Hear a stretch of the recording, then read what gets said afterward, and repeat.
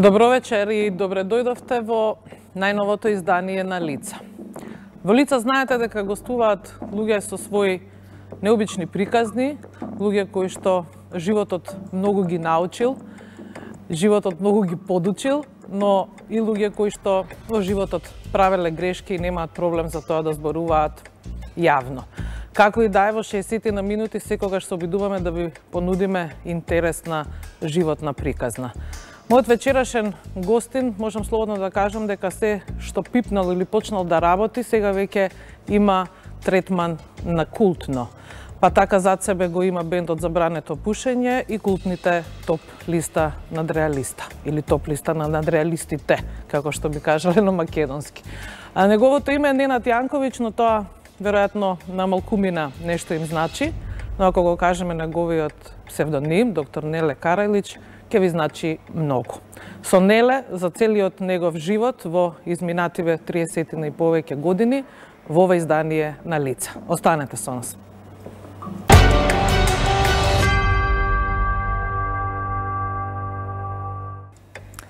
И како што веќе ви најавив, Неле Карајлич вечерва со нас. Добро вечер. Добро вечер. Добре дојде. Болje вас наш. Убав повод за твоја посета на Скопје, иако нормално не си тука прв пат, но сепак кога правиш концерт за публика после многу години во Скопје, веројатно чувството е малку поинакво. Pa ja više ne mogu da se sjetim kad sam ja posljednji put svirao u Skopju. Ali je povod divan, 29. novembar, Dan Republike. Da. Mene su zvali iz ovoga festivala, jel, kako se zove? Taksirat. Kao kad su me zvali, rekli su da nema pogodnije osobe da obilježi taj dan od doktora Neleta Karajlića. Ne samo zbog toga što je to moja pjesma, nego i zbog toga što vjerovatno ja ovdje ljudima nosim neku ideju onog vremena, 80. godina, pa zašto se ne bi vratili kad su bile ljepše nego ove danas? Така. Многу е предизвик кога спроти мене имам човек кој што во исто време и музичар, и композитор, и режисер, писател пред се, нормално, да, тоа е нешто што е најново, би рекли, најсвеже и најатрактивно. И не знае човек од каде да почне. Ама од некаде мора да почнеме. Така. Одакle god наќемо се. Да. Забрането пушење е бенд кој што ја одбележа рок сцената на бивша Југославија. По-старите генерации секако го знаат бендот и по-новите се надевам, нели, кој сака добра музика ќе знае. Но бендот нели се распадна, денеска свирите во некој состав кој што веројатно се обидувате да ја има истата енергија како во тоа време, но пушење како приказна и тоа што е негово создавање. Кога почнува? Zabranjeno pušenje je osnovano od 80. godine i to je na neki spektakularan način ime dala moja majka, tako što je ušla u podrum u kome smo mi razmišljali o tome koje ime da damo grupi i svi smo pušili. I u podrumu je bio onako opšti dim, dim se mogao rezati nožem. I ona je ušla na vrata i rekla ovdje mora da bude zabranjeno pušenje. I kad je ona to rekla, mi smo skočili od sreće jer otvorila se ta priča Eureka, da je zaista dala pravilan naziv benda. Dalja priča o zabranjenom pušenju manje je više svima poznata, ali ja ću 3-4 rečenice napraviti. Jedan mali garažni sarajevski bend koji je imao ideju da svojom muzikom upre prste na neke stvari koje su anomalija bile ondašnjeg društva i bend koji nikad nije imao namjeru da postane neki veliki, ozbiljan bend, naročito ne da se njegove pjesme sviraju nakon 30 godina. Imao jedan mali hit na tom svom prvom albumu koji se zvao Zenica Blues i koji je uz top listu nadrealista koja je te iste godine krenula na televiziji u cijeloj Jugoslaviji, od tog malog garažnog benda napravila ogroman i veliki rock spektakl koji je svirao po cijeloj Jugoslaviji pod velikim dvoranama. Taj disparitet između jednog i drugog, bend, odnosno ja sam platio u jednoj od najvećih afera u istoriji jugoslovenskog roka, koja se zvala Crkva Maršal, kad sam ja navodno na jednom koncertu upotrebio tu riječ kobajagi misleći na pojačalo, a u stvari misleći na pokojnog predsjednika Tita. To je nekada 85. 85. godina. Така. I vi ste prvi koji što javno se osmeluvate da go kažete to glasno. Pa to je neko bilo, to je jedan moj drug je to rekao kao ti si prvi koji im je to rekao. Prije toga je to kao bilo tabu tema, nije se smjelo govoriti. Nažalost, ja sam mislio da je tad došlo do određene demokratizacije unutar našeg društva, ali u stvari demokratizacija je predstavljala samo jednu vrstu nacionalnog prestrojavanja. I ono što se kasnije dešavalo sigurno nije bila moja ideja, a to da se čitava ta jedna zemlja raspadne. Ali njen raspad jeste na neki način počeo odlaskom njenog jedinog garanta, Josipa Broza Tita, i tako smjelih dječaka kao što sam bio ja da se s tim zezna. Сега тоа та 85-та, да го каже некој, тоа така гласно сигурно имало и последици. Pa da je bilo recimo godinu dana ranije, ja bi sigurno završio u zatvoru. Ali je već u tom momentu došlo do polarizacije unutar komunističke partije, odnosno Saveza komunista. I onda je jedna struja u Hrvatskoj mene uzela u zaštitu. I to ona struja koja je tek dolazila na vlast, koja je mijenjala ove prethodnike. I onda sam ja čak bio sjajan primjer onoga zbog čega bi moralo da dođe do demokratizacije unutar kompletnog jugoslovenskog društva. I to me spaslo, ali me nije spaslo neke sumanute kazne od, recimo, sadašnjih 100 eura zbog uznemiravanja. Kao da sam glasno pustio muziku u 3 ujutru. Otprilike je to bio neki... No, posle toga imate i zabraniti koncerti, ako ne se laže. Jeste. Onda je, pošto je to bila neka čudna atmosfera, niko nije imao hrabrosti. Uzgled budi rečeno, ni danas nije nešto drugačije. Niko nije imao hrabrosti da nas zove i onda su nam neke koncerte otkazivali kad su čuli da je tamo s vrha rečeno da je on da se on šalio na račun druga Tita. Ali je to relativno brzo prošlo. To je možda trajalo 6 mjeseci, 7 mjeseci i mi smo tad izdali novi album i onda smo se na neki način ponovo vratili u neki... Imaš li problem od tije 6 mjeseci ne da odi po ulicu? Kako da ne, uvijek sam imao, mislim, ja sam svaki drugi dan su dolazili iz policije, vodili me da dam izjave, saslušanja, ali su oni izgleda tu više glumili strogoću nego što je to bilo realno potrebno. Znam uvijek da kad su me doveli u policiju da dam izjavu, uvijek se njih 10 skupi da me sluša i sve ispod tiha se svi smiju. Svi smiju o tome što ja govorim, iako je kao bajagi su došli ljudi da kažu da vidimo tačno šta si ti to rekao i o kome si ti to pravio viceve. I, nažalost, Top lista je tad prestala da se emituje jer je taj snažni pritisak dovoljno bio jak da urednici na televiziji nisu smjeli da se okuraže i da puste Nadrealiste ponovo. Nadrealisti su sljedeći put bili emitovani tek nakon 5 godina. I fantastično je koliki je njihov utjecaj danas kada se vidi da je to sve skupa bilo negdje oko 20 epizoda. Danas imamo serije koje dnevno gledamo po 350 epizoda godišnje, a ne zapamtimo ih. A Nadrealisti su imali sve skupa 25, recimo. I malte ne cijela bivša Jugoslavija još uvijek priča o njima. Da. To što ostanuva силен печат кога се Надреалисти во прашање е дека во своите скечеви вие предвидовте многу работи. Ако не и се. Скоро се. Воопшто кога тоа се создаваше, имавте представа што правите, колку силна работа создавате? Pa niko od nas nije bio ozbiljno politički pismen. Jedini koji se nešto razumio u politiku sam bio ja. Ni Đuro, ni Zena. Kako ti se razbiraš ovo politiku? Pa onako, razumio sam ko su Srbi, ko su Hrvati. To je taj nivo. Taj nivo upućenosti. Ništa previše, ništa više od toga. Ovi, Đuro je uvijek govorio da se nisu pojavili četnici i ustaše, on ne bi ni znao ko su Srbi, ko Hrvati. Nego su mu ovi rekli. Ali nisam ni ja bio dovoljno pismen da te skečeve koje smo pravili napravimo onako precizno zahvaljujući svom poznavanju materije. Više je to bio neki strah da bi se to sve moglo desiti u tom pravcu.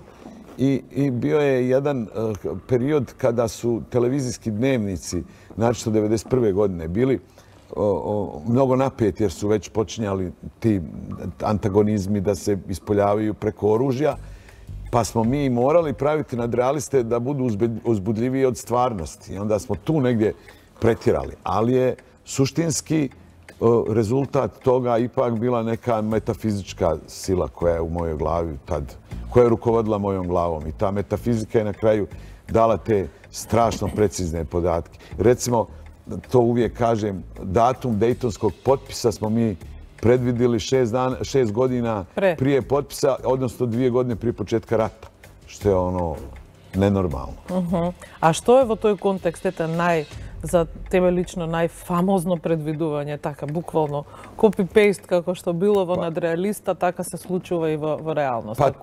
Koja scena ti je ostavila? Taj rat u stanu, ako se sjećate, to je... Sa granici, ovi mama i jedan sin drže kuhinju, kupatilo i hodnik, a tata i drugi sin 2 spavače sobe i špajs. To je strašno, to je jedan dio Sarajeva je bio praktično tako podijeljen. I ono u čemu smo se mi zezali na kraju je ispao metod. I što je najgore, taj metod je i danas na određenim mjestima u upotrebi. Ne samo bivše Jugoslavije, nego i u svijetu, otprilike tako. Kad sam otišao u Jerusalim i kad smo vidjeli gdje je koja linija razdvajanja, vidio sam, ovi moji su rekli, muzičari, što smo bili zajedno, jebote oko nadrealistima. Tako da je to, recimo, najfascinantniji skeč kojeg pamtim. Osim ovog pogađanja datuma, taj datum je stvarno slučajan. Ali ovo je bilo nevjerovatno s kojom tačnošću su, recimo, te stvari bile. I to su mi govorili čak i ljudi koji su živjeli u tim kućama. Кога зборуваме за цензура, за која велиме дека ја има и денес, не е ништо страно, која е разликата, ето, таа цензура во 80-ти и оваа денес? Pa razlika je u tome što je onda cenzura bila, prvo kao Bajagi nije postojala ni danas ni tad, oficijalno. Ali onda je cenzura zavisila odnosno da li će je biti ili neće biti, od hrabrosti i inteligencije urednika koji je stao iza vas. I na osnovu njegove hrabrosti i njegove procjene situacije, on je to pustio ili je sklonio. I to su bila ta neka zakulisna pravila igre. Danas je veći problem u toliko što nije pitanje urednika nego vlasnika. I njegova lova je u igri. I onda kad on osjeti da se negdje govori ili smijava ili pravi šala na račun ovih koji su na vlasti, on po prirodi stvari ima manje hrabrosti od onog urednika od prije 30 godina. Jer je njegov novac u pitanju. A uredniku je bilo samo možda isključenje iz partije ili neko tako benigno u odnosu na lovu. Tako da je cenzura danas mnogo ozbiljnija stvar nego onda. Onda se dalo nekako iskobeljati s toga. Danas praktično ne možete. Jer dok god vlasnik medija ili televizije ili ne znam već radija ima strah za svoj novac, odnosno da ima oraha u džepu, jer zna da ukoliko krene protiv vlasti, da će vlast krenuti da kopa po tome na koji način je on došao do tog svog vlasništva, on nikad neće dati da se tako nešto pusti na njegovoj televiziji. Tako da danas nadrealisti praktično nemaju nikakve šanse da se emituju. No imаше обид да ги вратиш во живот. Šta ima? Имаше обид да ги вратиш во живот. Ja, ima, pa naravno. Problem je samo kako i gdje. I koliko bi sad taj prostor mogao, koliko bi bio dozvoljen prostor u kome bi se s tim igrali. Problem nadrealista je što nadrealisti ne mogu da budu bez politike. Politika je osnovna igračka nadrealista. Čak i ona, kako se to kaže, zakulisna. Dakle, ne govorimo direktno o političarima, ali govorimo preko nekog skeča na pijaci ili ne znam, nekom u školama ili već nešto što je neko mjesto iz običnog života. Ali je, kažem ti, bilo bi jako teško da to neko proguta. I druga stvar, danas su potpuno drugi parametri na televizijama. Danas se gleda te šerovi, procenti, CPP. BBPP, to je ludilo u kome je ušla čitav taj dio show biznisa. I to danas kad razgovaraš s nekim da li nešto valja ili ne valja, a taj je sa televizijom, on ti kaže, jeste, ali mi imamo share 21. Pa mislim, onda pusti porniće, imat ćeš share 700. Da. Важен дел, голем дел, есенцијален дел во твојата приказна е секако војната која се случува во твојот роден град, поради која и го напушташ Сараево. Се чини дека тоа што сарајлите го имаат како чувство, или барем тоа што во медиуми може да се прочита е дека не може да ти простат што во време на војна го напушташ Сараево, ти имаш одговор на тоа нормално. Заминуваш во Белград, пишуваш книга која се вика Фајрон Сараево, која што има одличен тираж, одлични оценки. И практично во таа книга го опишуваш своето Сараево и зошто заминуваш таму. Пред да дојдеме до Фајрон во Сараево, да се вратиме малку во тие години кога ете се случува војна во твојот роден град и носиш одлука да го напуштиш. Која е тежината и бремето кое што човек го носи? Taj animozitet prema meni danas nema velika većina Sarajlija, nego određeni sloj koji sebe smatra elitom i mediji. Njima je to jedini mogući način da dokažu vlastitu ispravnost, odnosno da ja nisam bio u pravu, je znak da su oni bili u pravu, što je malo smiješno, jer nisam ja ratovao, oni su ratovali. Druga stvar, ja se nisam razočarao Sarajevom kad je počeo rat, nego kad smo izgubili izbore. Izbori 90. godine bili su mjerilo od toga da li će biti rat ili neće biti rat.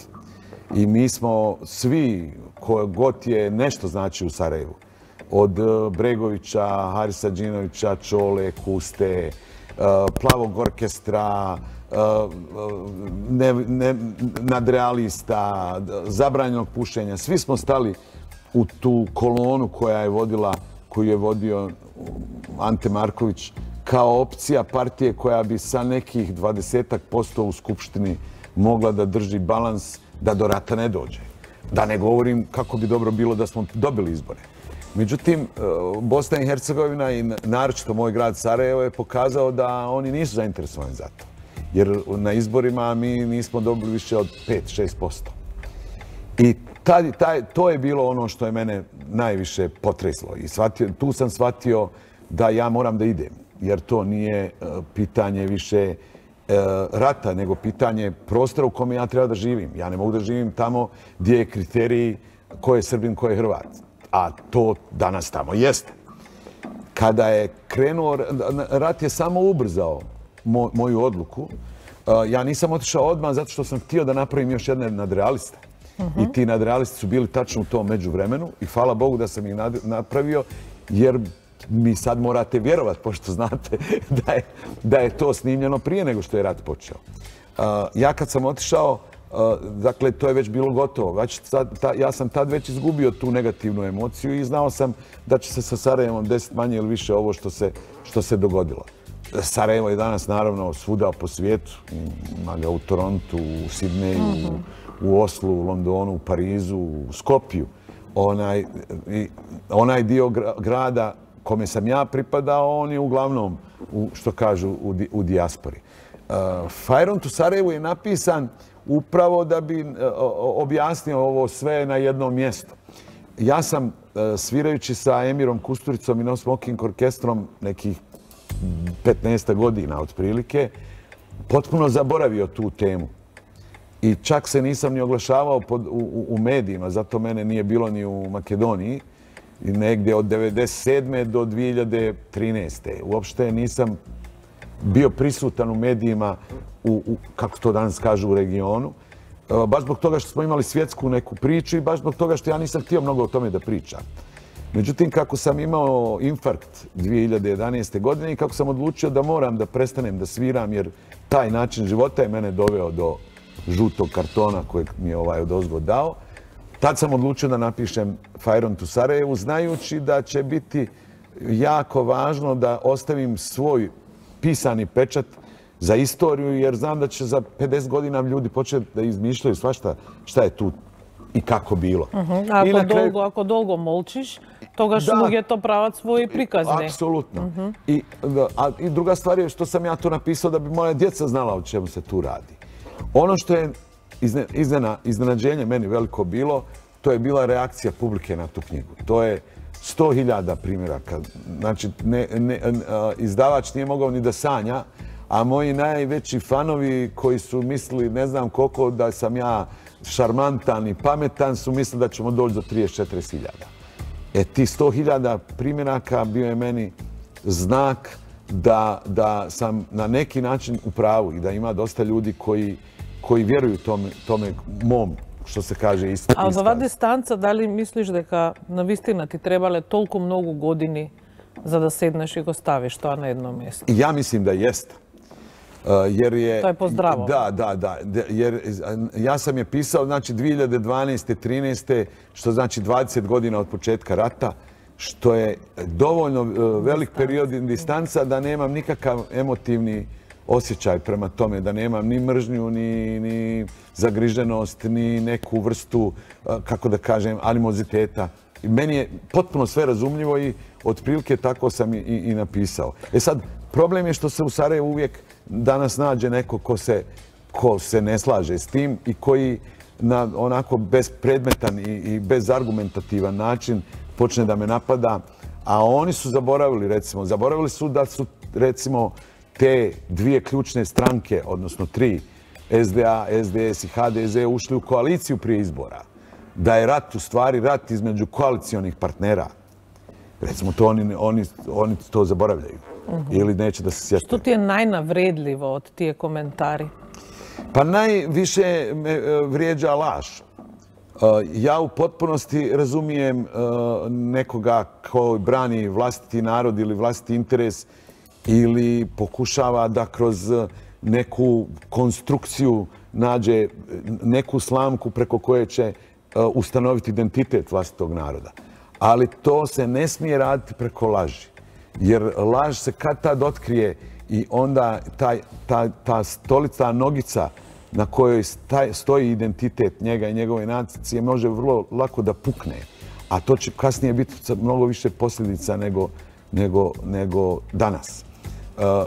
Te laži su nam, moram priznat, metodologiju laži smo mi primili sa zapada. Ja to nisam u početku mogao da vjerujem, ali kad je krenuo rat i kad sam ja vidio izvještaje izvana, kad sam vidio u stvari da je to samo jedno opšte montiranje slike koja treba da se prikaže našoj široj i stranoj široj publici, shvatio sam da je to u stvari njihova izmišljotina. Da oni to toliko vješto rade.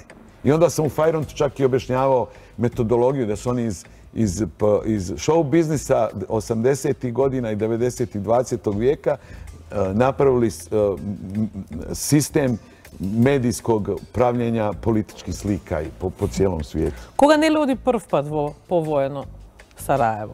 Šta? Koga otida prv pad? Posle vojnata. Ko je otišao prvi put? Ne, koga? Kada? Kada? Ja. Prije rata. Kad sam otišao iz Sarajeva... Ne, prv pad posle vojnata. Koga odiš prv pad? U Sarajevo? Jednom sam probao. 2015. u februaru i otišao sam kod mog druga koji ima sjajan restoran dole. Znači to je posle 25 godina? Ja, posle 25 godina i na ulici su me prepoznali i odmah su objavili lokalnim ovim portalima i preko portala je krenula jedna snažna cyber kampanja za nekih, šta ja znam, 2 sata bilo je nekih 500-600 pretećih poruka. Onda je došla policija, pošto su i oni primijetili da je to nešto neobičajno. Potpuno su opkolili taj kraj u kome se nalazi taj restoran i u pratnji policije sam izašao iz grada na slobodnu teritoriju. I to je bio znak da sam u svo ovo vrijeme u stvari bio u pravu, jer da su oni mene primili najnormalnije ili uz neke počasti, ja bih shvatio da sam glup, ali možete misliti kad sam ja primio oko 500-600 hiljadu pretećih poruka 2015. Šta bi sa mnom bilo 92. Te iznenadi to? Očekuješ tako nešto? Pa očekivao sam jer sam ja došao na nagovor. Ja nisam htio dole da siđem, ali ljudi koji su bili sa mnom i taj moj drug, oni su jednostavno htjeli mene da vide tu dole, jer oni su moji prijatelji iz Sarajlije i jednostavno ne mogu da se pomire time da ja ne mogu dole da siđem. Međutim, ispalo je tako kako je ispalo i na kraju je moj drug imao s jedne strane problema sa tim autoritetima, a s druge strane sva Raja znala da je to restoran gdje je bio Nele. I tu mu je našao, i tu mu je porastao kako se kaže, promet, pa sam mu tražio 10% od tog i tog datuma. Barem v prvo vreme. Spomena дека годините кога си во Белград, практично многу соработуваш со Костурица, го имате No Smoking оркестра, светски сцени и се вашите предизвици и таа приказна некако и некаде завршува. Pa, ta priča je počela divno, zaista. Emir je mene pozvao da pravim muziku za film Crna mačka, beli mačor, to je 97. 8. I ja sam napravio tu čarobnu bubamaru koja je poslije postala, eto možemo onako reći, svjetski hit. I mi smo, shvativši da smo dobili neki poseban šmek u muzici, odlučili da probamo to da sviramo napolju. I neke prve 98. 9. 2000. smo mi probijali tržište Francuska, Italija, Njemačka, Južna Amerika i onda smo probili. Tako da je sljedeća decenija praktično meni prošla u avioni. U avionu i na aerodrome. Znam sve aerodrome u Evropi, na pamet. Gdje se puši, gdje se ne smije. Da, se špekulira дека со Костурица не завршувате вие славно, приватно nešto. Ima тука neka kamga, nema? Nije moglo, kako da kažem, možda je moglo naravno blaže, ali kad neko ima toliko jaku emotivnu investiciju u to što se radi, onda je teško, drugim riječima, kad je prava ljubav, teško je da se poslije toga može ostati na nekoj, uslovno rečeno, prijateljskoj priči. Naravno, osnovni problem našeg razlaza je bila činjenica da sam ja imao infarkt i da sam rekao da ja više ne mogu da guram to, da nemam više tu snagu, da je mnogo opasno, što je na kraju krajeva rekao i doktor. Kasnije su se između nas dvojice desile određena razmimoilaženja i po nekim drugim pitanjima, ali naravno to što ja nisam u kontaktu s njim ne znači da ja njega ne volim, ne poštujem, daleko od toga. Ja i njegove filmove, i njegovu ličnost, njega kao čovjeka u potpunosti uvažavam. Ali jednostavno teško je biti u velikoj ljubavi i imati zajedničko to nešto, pa kao kad se raskine, kao nema veze, čućemo se mi telefonom. Ne može. Mislim, da se nismo ovoliko posvađali, možda bi pomislio da je ono prije bila laž. Ali nije, stvarno smo bili onako... Сами откажа дека овој горе ти дава жолт картон. Јест. Преживуваш инфаркт и веројатно тога животот го менуваш од корен. Јест. 7 години, еве, се поминати од тогаш. За 7 години ти успеваш да напишеш дури 2 добро продавани книги. Ако е првата Фајронс во Сараево, втората е Солунска 28. Јест. Тоа е книга сега пак повеќе приказна за Белград, нели? Тоа што е Белград, твојата врска со Белград и така натаму. Jeste. To je priča o jednoj kući u Solunskoj ulici na Dorčulu, najstarijem dijelu Beograda, koja je podignuta negdje krajem 19. početku 20. vijeka. I cijela ta knjiga govori o istoriji te kuće kroz 20. vijek, koja naravno personificira i čitav Beograd i Srbiju i Jugoslaviju, pošto je najveći komad 20. vijeka Dorčul bio dio Jugoslavije, odnosno Beograd, glavni grad Jugoslavije. Tu kuću je napravio moj pradeda u Zbilji. ali naravno u mojoj knjizi ja koristim samo njegovo prezime Janković, što je moje originalno prezime, ali je knjiga zaintrigirala publiku u Srbiji, jako dobro ide.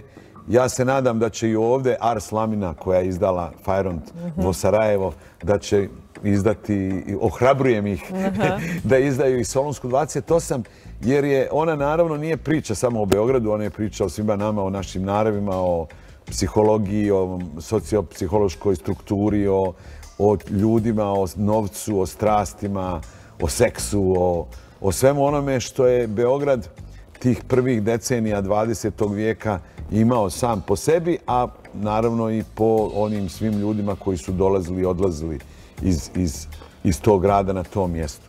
Ono što je meni bilo jako važno je da Solunska bude dobro prihvaćena od publike, jer ona je nova priča. Fajront u Sarajevu su svi potrčali da čitaju zato što je to nešto vezano za mitologiju iz prošlosti, mitologiju 80. godina Sarajeva, Jugoslavije, rock'n'rolla, top liste nadrealista, a Solunska je prvi pravi Neletov roman u smislu nema ništa sa mnom iz prošlosti, nego je baš rezultat moje fikcije. I rezultat je sjajan. Čak su jako dobre kritike, iako sam se malo plašio, jer ovi ozbiljni kritičari, oni sa skepsom gledaju nas koji smo nekad bili rockeri, a sad pišemo knjige. Iako je Bob Dylan dobio Nobelovu nagradu, ali izgleda da im to nije dovoljno. Da. A во овие 7 години, освен 2 книги, реков, еве, ова што сега се случува, е враќање на сцена така да ја наречам вистинската музика на забрането пушење, на изворната што сите ја знаеме. Ете, зошто сега? Дали овие 7 години ти беа доволни да, не знам, станеш свесен дека е време, Истеко je žuti karton. Собра, доволно енергија и така натаму? Pa sigurno, zato što je se skupila energija u meni, to je pod 1. Pod 2, ja sam počeo da osjećam veliku odgovornost, jer meni ljudi dnevno prilaze na ulici i kažu ja sam odrastao uz vašu muziku. I na pijaci, u autobusu, bilo gdje uđem, oni su svi, možemo se slikati, sad svi imaju te fotoaparate. I onda sam ja počeo da primjećujem da su to neki mladi ljudi koji nisu mogli, nema šansi da su oni mene gledali uživo. Jer ja sam posljednji put to originalno zabranjeno pušenje pjevao 98. A oni su recimo rođeni 93. Da. I onda je mene fino moja kćerka pritisla, pošto ona je jedna od tih, koja je odrasla uz moju muziku, a nikad mi nije gledala, odnosno gledala me, ali kad je imala 6 godina, 7. I ona mi je rekla da je to pitanje ozbiljne odgovornosti. I rekla mi je, ti moraš to da uradiš, ljudi moraju da vide to u šta su odrasli, jer oni nemaju pojma kako ti izgledaš na stage-u. Jer na stage-u više pojma ima Pariz od Skopja kakav, jer sam ja u Parizu svirao, ne znam, 15 puta. I onda sam dobio sjajnu ponudu od Beogradskog Birfesta, to je veliki festival u Beogradu, 100.000 ljudi, bla, bla, bla. Oni su mi rekli, ok, guraj, zovi koga hoćeš. Zvao sam originalne članove, jedan iz Kanade je došao, i napravili smo tu svirku koja je zaista bila nezaboravna. Bio je i moj drug Dino Rađa koji je svirao gitaru na Zenici Blues i poslije toga je uslijedio i ovaj poziv iz Skopja i naravno 29. novembar Skopje dolazim. Na Dan Republike. Dolazim da sviramo i da se Nele, da li si sjetimo. jugonostalgičar? Pa, mene to svi pitaju kao da li sam ja jugonostalgičar. Ja mogu da ti odgovorim na oba načina. Mogu da ti govorim racionalno i ozbiljno u kome će se vidjeti da ja imam svijest o tome da ta zemlja nije mogla dugo da opstane. A s druge strane mogu da ti odgovorim srcem i da kažem pa šta drugo da budem.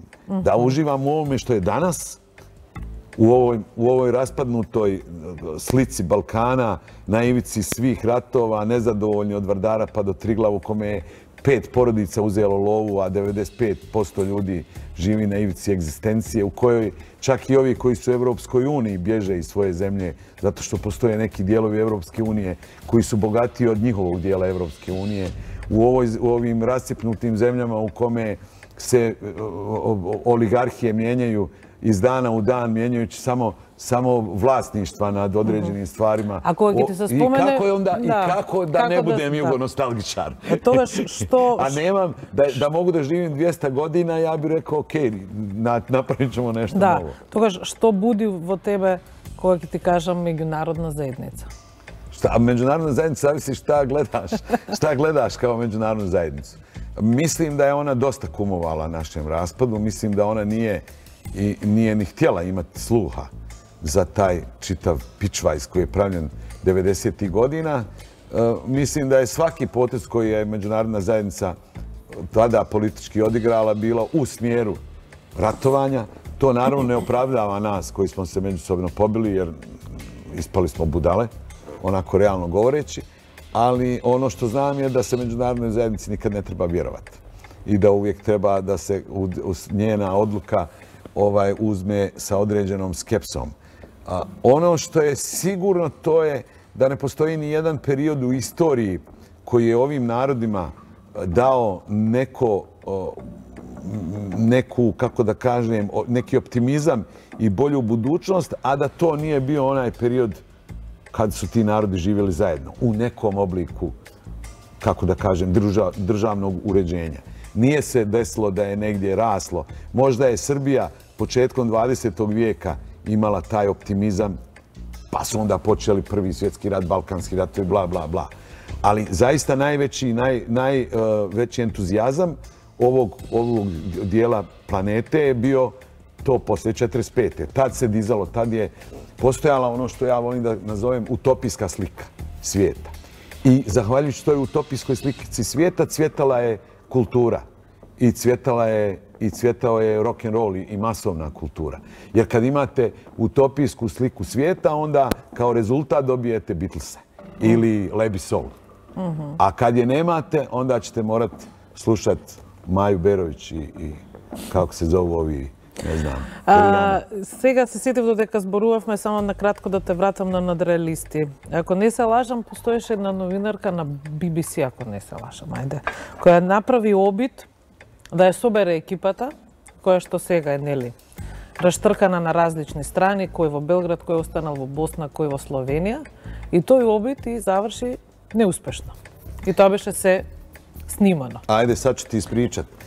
Oni su mene zvali da učestvujem u tom nekom i ja sam znao da će oni praviti sliku o Sarajevu, o nadrealistima i o Bosni na njihov način. Dobro. Ja sam pristao da učestvujem u toj emisiji zato što je meni tek tad izašla knjiga Fire on to Sarajevu. A pošto je Fire on to Sarajevu imao određenu liniju to što ti nazivaš jugonostalgije, i on jeste jugonostalgična knjiga, šta god da mi mislili o njoj, ja sam mislio da bi na nekom mediju tako stranom mogao da govorim nešto zaista što mislim iz političkog mog rakursa, što nema veze sa jugonostalgijom, nego više sa tim, uslovno rečeno, tvrdim nacionalnim stavom. I skontao sam da je to idealan prostor da ja tu to kažem, pa šta bude, ne bude, jer sam ja znao da će ona mene ocrniti. Pošto sam od tog trougla ja jedini koji pripadam onoj drugoj strani koja ona ne simpatiše. Međutim, sve bi ja to mogao da izdržim, da onda ona i producenti nisu rekli hajde sad ćemo snimiti kako se vi skupljate. I kako ćemo mi sad snimiti nešto, kako se mi ponovo zajedno skupljamo. Što sam ja osjetio kao pokušaj metafore spajanja bivše Bosne. I onda sam skontao, vi ste nam dali oružje, vi ste nam zavadili, vi ste nam dali zeleno svjetlo da se pobijete, sad ćete vi nas kao bajagi da pomirite. I onda sam joj rekao u razgovoru da ćemo mi to svakako učiniti, ali sigurno ne pred njenim kamerama. I ona je poludila i poslije toga se više nije ni javila i to je emitovala u ne znam koliko, na kojim televizijama. Moj efekat je manje ili više postignut. U toj emisiji nisam jugonostalgičar. A Fire on to Sarajevu je krenuo da se prodaje još većom, kako se kaže, brzinom. Meni je samo žao bilo što za sad još uvijek nije niko došao ili iz bivše Jugoslavije ili van Jugoslavije da o tom fenomenu nadrealista i naravno Sarajeva koje je vezano jedno s drugim, nije napravio ozbiljan, neutralan, politički neopterećen film koji je u suštini sjajna prilika da napišeš sve ono i da snimiš sve ono što je zaista bilo u to vrijeme. Što ja mislim da je bilo. Možda sam bio slijep.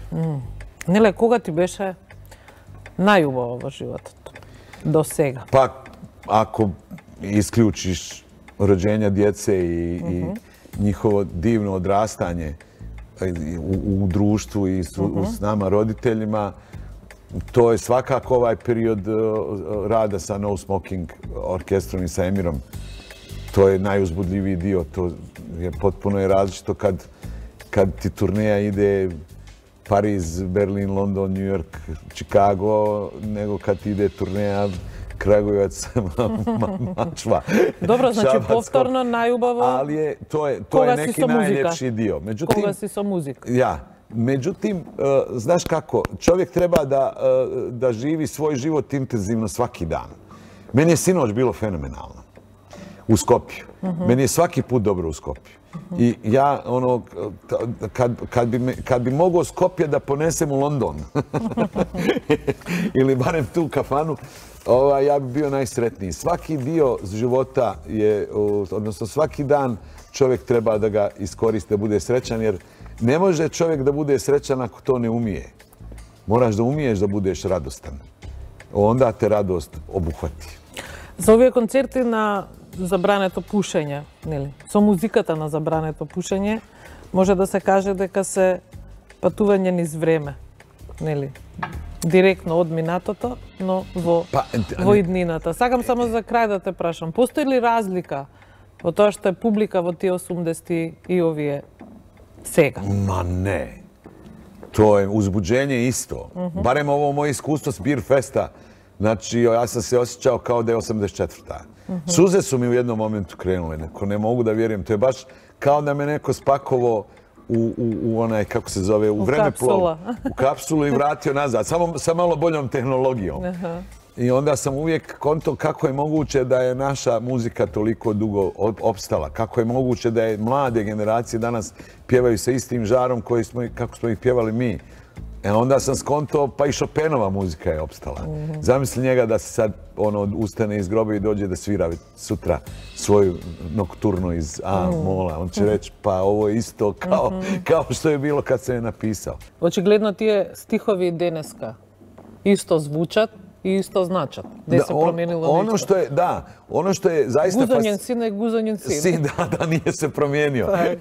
Nije se promijenio, ali ono što je, recimo, zanimljivo, kad smo spremali taj veliki koncert u Beogradu, morao sam ponovo po prvi put da preslušam cijeli materijal zabranjenog pušenja. I ne postoji ni jedna jedina pjesma koja ne stoji čvrsto na svojim nogama. Znate, neke stari hitovi iz 80. ili 70. zaista danas zvuče bedasto. Mislim, dodirni mi kolena. Ali ono što smo mi uradili, onda napisali i dan danas stoji onako kao danas je Dan Republike i stari je popio malo na televiziji Lepa Brena i stari se sjeća ratnih vremena. A to je, evo ja sam se sad naježio. Strašno. Так. Неле, ти благодарам за ова гостување. Се надевам дека ќе имате и повеќе од успешна свирка. Секако публика каниме да дојде во МКЦ, а во некоја наредна прилика, ако не со свирка, тогаш со новата книга или со некоја следна напишана книга, Скопје повторно те чека. Ja moram da dođem u Skopje što češće. Tako da izmislit ćemo razlog. Да, окей. Фала ти уште еднаш. Hvala vama. А вам, почитувани, ви благодариме за вниманието и се гледаме повторно за 7 дена. До тогаш, довидување.